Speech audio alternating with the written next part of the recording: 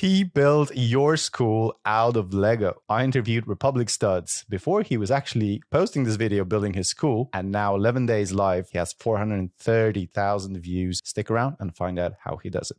And then I saw this, and I think it had like 40,000 views in its first like hour. And I was just like dumbstruck by that. And then they make that decision probably within the first 8 seconds. They will know exactly if they want to stay on or if they want to hop off. It's probably not as exciting as like some of the other people you might have talked to, but I'm proud of it. All right, it's the I Made Cursed video. Right now, they're telling me I've made $6,083 from December 17th until now. That's solid. It is very solid. It's not like TikTok where they're just kind of showing up in your feed. When they see the first 15 seconds, this is your elevator pitch. It's, am I going to sit through this video for the next 10 minutes or not? You need to have at least a decent amount of background knowledge. I think that is the most important thing. If you don't know what you're talking about, nobody's going to want to take you seriously. Sometimes it takes time. Not everyone starts off their channel knowing everything about their particular subject. You learn that with time. Welcome to the Full-Time Influencer Podcast. Please subscribe. Thanks. If you're wondering what this is over here, I'm building like a school thing. It's in very early works, but I've been trying to finish scripting out. And part of the way I script things is I need to like lay out what it is I'm doing, so that way I know like specifics. Because a lot of people I know, they just don't script at all, but I can't function that way.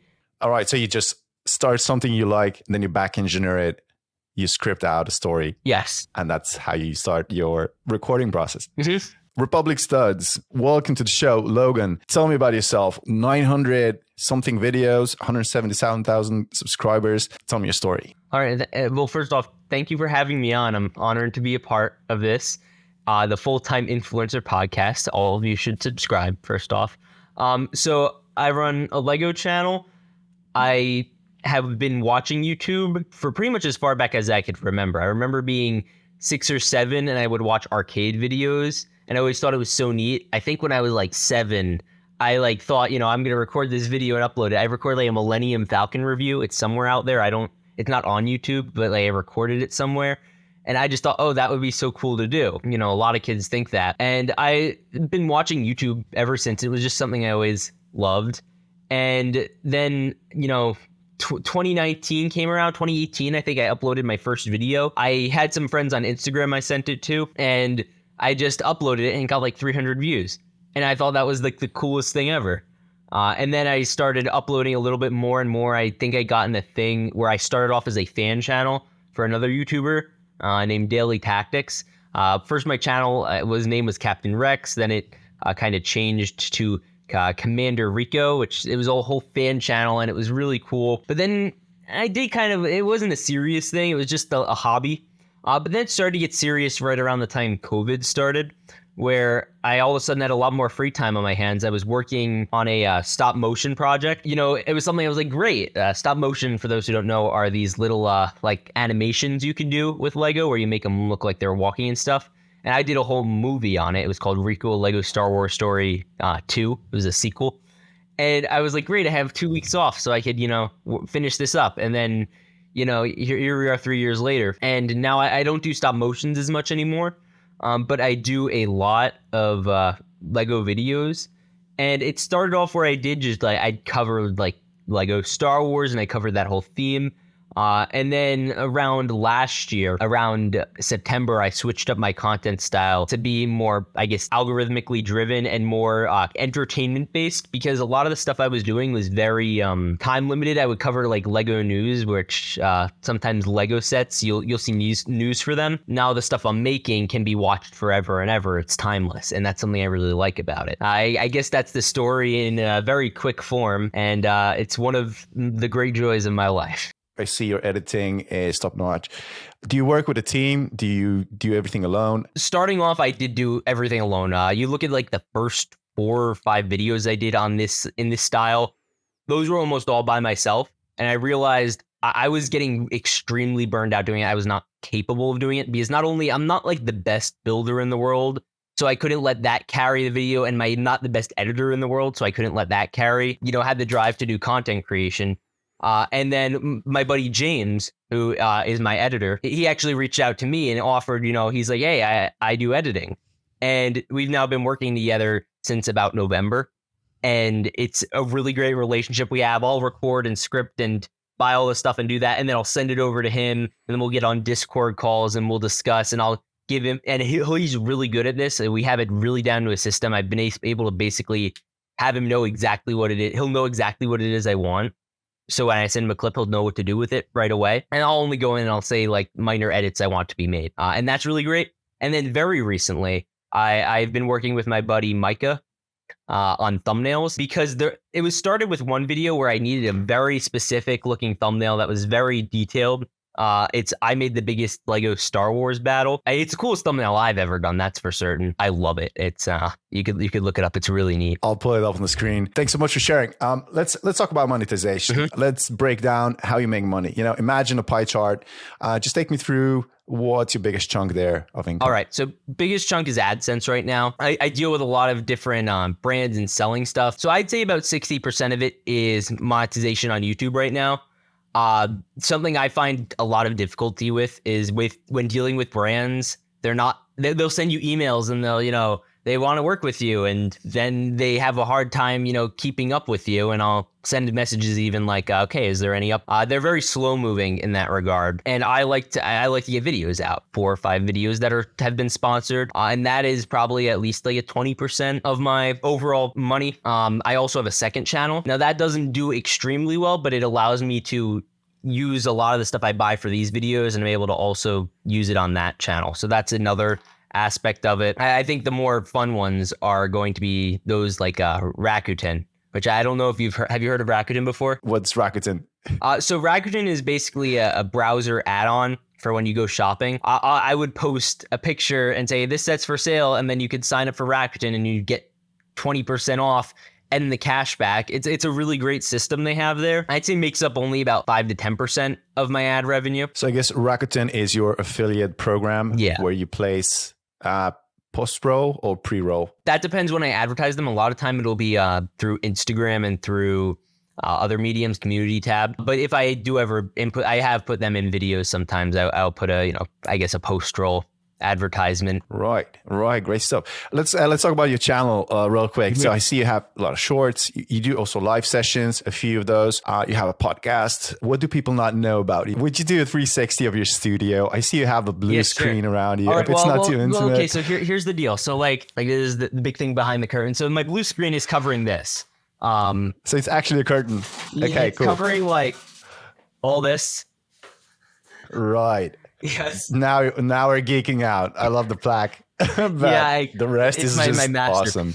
Yeah, it's great. And then if you want to do a 360, we could go around. We have some of my builds, bricks up there. We have a shelf with Lego.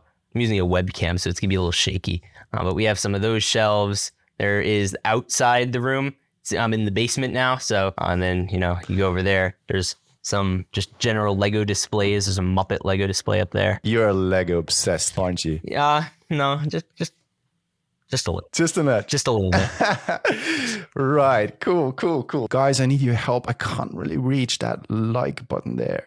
Thanks so much. If you could click that would really help me reach more people with this show. And hopefully you like it. Let me know in the comments what you would ask Logan. If you think Lego is a good niche and if he's doing a good job, check out his channel. Really great guy. Other than that, enjoy the show. So since 2018, you've been building out your channel. I see you have a store as well on your YouTube channel. Let's go off YouTube. So you mentioned other channels. So you do a bunch of things. Because I've been so hyper-focused in getting new content out, I haven't been able to maintain a lot of the other things I have going on. So I have my Instagram. I post on there frequently. It's just, I'll give insight on, whatever I think of the latest Star Wars, or just people get to, know me more on there. I'll post shorts and reels on Instagram, and I'll post reels on TikTok. I'm able to optimize those by I'll make one and I'll be able to post them on several platforms. I post a lot of my shorts that I make for them on my second channel. That's been another thing I've been trying to work on the last couple of months. As for Patreon was something that I was very reliant on early on with my channel, because when you're a small creator, you're not getting in a lot of ad revenue. And now it's something that I have there as an option if people would like to support the channel. Now, I'm in a very fortunate situation where my entire channel is centered around a product. And what a lot of people do in this space is a lot of them will sell just straight up minifigures. So something I've been working on is I'm making a custom version of one of my characters for my series. I'm getting them specially printed, pad printed, and they're going to be an actual like real Lego minifigure.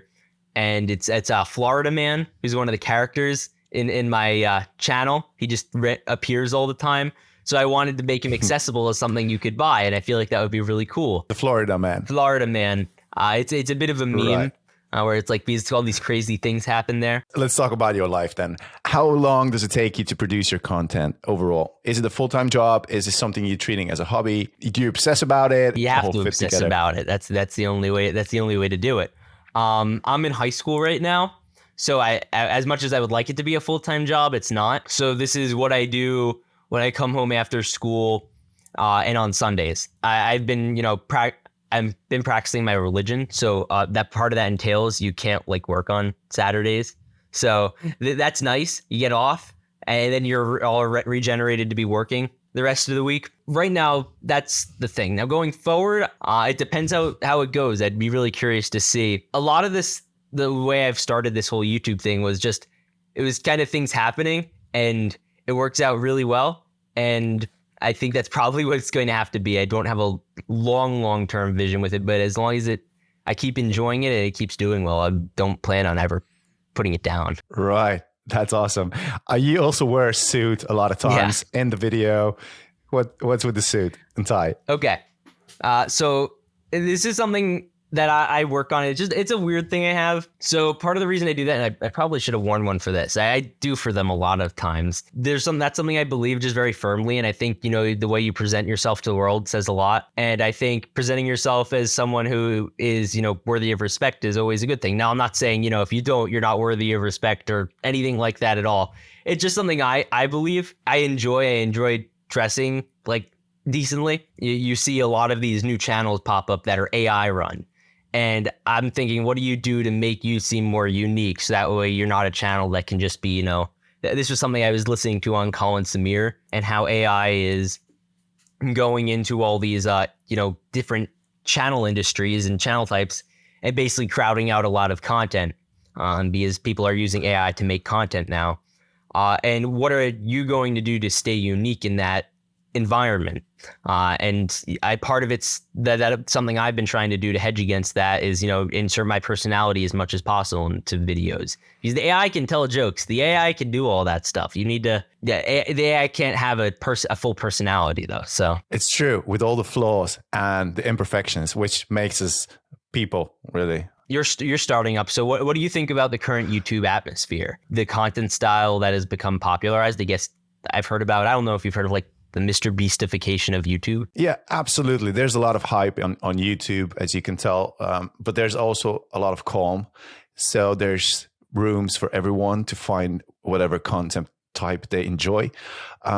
Yours obviously is more engaging. Talk me through your personality and how that translates into video, and what you would recommend someone who's starting out a channel, someone like me, right? Which is, this is a brand new channel, by the way, people. You're watching a brand new channel. This is like my third or fifth interview. I'm not sure, but what would you recommend someone in terms of bringing their personality to the video and having that confidence to go out and just do it? So this is something I'm in active working on myself. I've been trying to work on this and figure out what it is myself, what it is that I'm bringing to the table that's interesting and unique.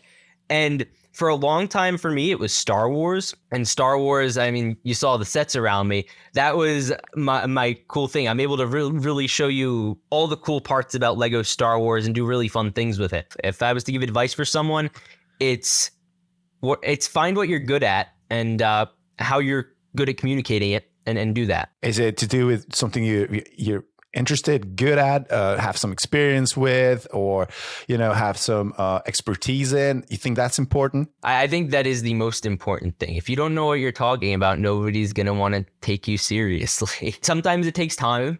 Not everyone starts off their channel knowing everything about their particular subject. You learn that with time. You need to have at least a decent amount of background knowledge. So whatever your channel niche is, you look at the Dream or Technoblade of the Minecraft world. They're really good Minecraft players, and they're also kind of entertaining. They know how to talk to people and make commentary on their games. That's really good. If you're just kind of an average Minecraft player and you're not that funny, it's going to be a lot harder for people to watch you. Let's talk about your videos then. Watch time and views. I see your most popular videos been published 4 months ago. It's called I Made Cursed Lego Minifigures. Really cool title. Talk me through that. It has 2 million views. And there's probably the top 13 that have above 500,000 views. And then the top 3 videos would have 1 million. 4 videos actually would have 1 million and more views. Yeah, that's crazy. Wow. So one of those is Anomaly. One of them, I decided I was going to upload like a completion of all those little Lego commercials that used to air on TV that everyone remembers from when they were a kid. So it's one of those relatable videos and people just sit through them. It's like a 20-minute thing. It's demonetized. I make no money off of it. As for my biggest one, I made Cursed Lego minifigures. That one was a complete shock. I remember I was, the day I uploaded that, I was in New York City. And I remember I was sitting because we were at dinner and I'd never seen anything like this before. Now, keep in mind, I had like some videos that did decently well before that. I had like a Star Wars movie one, and they also started getting decent views, which I wasn't as used to. And then I saw this, and I think it had like 40,000 views in its first like hour. And I was just like dumbstruck by that. It picked up traction very quickly. It was also like in a prime time for YouTube. A lot of people were getting, I guess, off school and work. It was December 19th. Ad revenue is obviously at its peak around then. So it was just the perfect storm of things. And it was also a really fun video subject. You watch the video and it's just all these goofy custom Lego pieces. And then by the end of it, I had to put them all in. They were all going to be the customers in a Walmart. And, you know, there was a riot at the Walmart. It was goofy stuff. It was just fun. And they unbox them all and do that sort of thing. I mean, do you have any questions about the analytics for it? I'm just curious, how do you come up with the title? So the Cursed Lego minifigures, that's been a popular thing. So that creates, I think, you know, it creates a feed where my video recommends someone to the other cursed video and their cursed video recommends it. It'll definitely help with suggested videos right there in the feed. If you use similar titles, right, where it's totally recommendable. When it comes to retention videos that are like 12, 20, 10 minutes long, it depends, right? Yeah. How do you keep them engaged? One of my recent videos, I built popular movies in Lego video. It didn't perform well view-wise, but it has one of the best retention rates I've ever seen on my videos. It keeps consistent. It starts at about, and you know, stays at about 8 in the 80s for like the first minute, and then it stays above like 50 for almost the entire video. That's my usual is something around by the halfway point. It's somewhere around the mid 40s. So this is something I'm still again working on myself because I'll see some people who they're able to keep insane retention. But what I do is I study up on what it is that keeps people watching. I try to keep the video engaging as possible. I think I've heard some people describe it as you make the video feel like one long intro. Right. I like telling a story, so it's kind of hard for me to like do that where you just make it feel like it's just things happening. Let's talk about the intro. Yeah. What do you do? How long is it? What do you say in the intro? All right. So it depends on the video, obviously, depend on the subject. This is Mr. Beast in Lego. And today I'm going to be building 100 celebrities, from musicians to celebrities to sports players to presidents and so on. So I'll do stuff like that where I'll introduce, like, this is a thing you'll see in this video. And then I introduce some of the subjects we'll be discussing in it and just what you can expect when you watch the video. People, they make it, I guess, a calculation. It's not like TikTok where they're just kind of showing up in your feed. When they see the first 15 seconds, this is your elevator pitch. It's, am I going to sit through this video for the next 10 minutes or not? And then they make that decision probably within the first 8 seconds. They will know exactly if they want to stay on or if they want to hop off. You need to make sure you make a good pitch for why they should watch the video. If you don't make a good pitch, they're not going to stick around. Exactly. And Google and YouTube obviously can read what you're saying, right? They can read audio. Yes. So that's the keyword you're supposed to say, Keywords, right? It's right. the videos about Lego. I made cursed Lego minifigures. You're supposed to say that in the beginning. What's the most money you ever made from one video? How's that sound? We'll do a live look. It's probably not as exciting as like some of the other people you might have talked to, but I'm proud of it. It's always great to see that somebody's managed to monetize their passion. All right. It's the I Made Cursed video. Right now, they're telling me I've made $6,083 from that from December 17th until now. That's solid. It is very solid. No complaints from me. So that's just one video. Yes, that's just one video. And that's just ad revenue. Nothing else. Nothing else. That's pure ad revenue. There was a thing in it. I mentioned a brand which I bought some stuff from, and I had an affiliate code with them. I got like $50 from that, maybe. Sweet. I've done some other videos that have been sponsored that have done fairly well. So if you were to add it out, it might be close to that. I don't think it's gonna compare. Awesome. Congrats. I'm really happy to hear that. How can people reach you? Where do you stay these days? I mean, obviously, I've reached out through the YouTube channel. You have your business email there. Anywhere else people can reach you, like Instagram? Do you chat there? I have a link tree in the description of every one of my videos. It will lead you to everywhere I have on the channel. Anything you want to reach me on, it's all there. Awesome. So what's the next big project, the school that you're building all there? Right. When's that coming out? So the school I'm building here, that's a bit of a to be determined. Get a shoot for within, at least by the 16th, maybe 18th. And then after that, I'm going to be doing a sequel video to my I Made 100 famous people in Lego. Awesome. Awesome to have you, Logan. Thanks so much for coming on the show. Awesome background once again. Thank you so much. Subscribe to the Full-Time Influencer podcast. Thanks so much. Have a good one. All right. Bye-bye. Bye-bye.